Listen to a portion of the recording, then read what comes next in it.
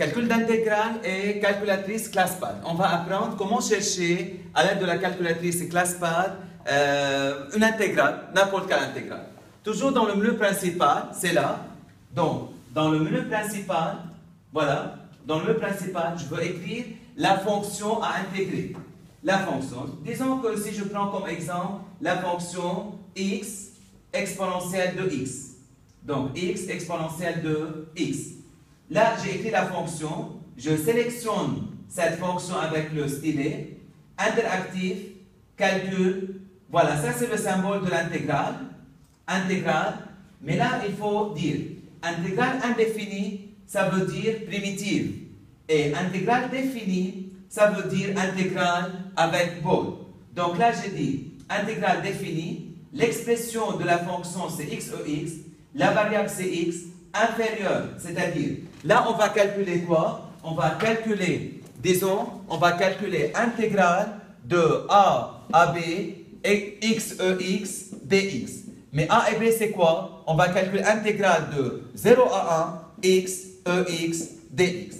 Disons qu'on va calculer ça classe A, classe Pod.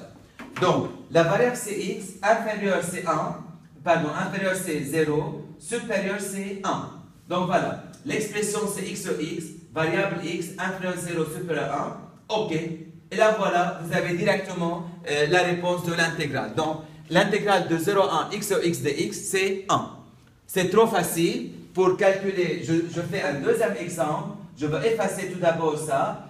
Edit, tout effacer pour effacer ça. Donc, je recommence avec un deuxième exemple. Si je choisis la fonction x, à chaque x on associe x au cube, par exemple, un exemple simple, je sélectionne cette fonction, interactive, calcul, et ça c'est le symbole de l'intégrale.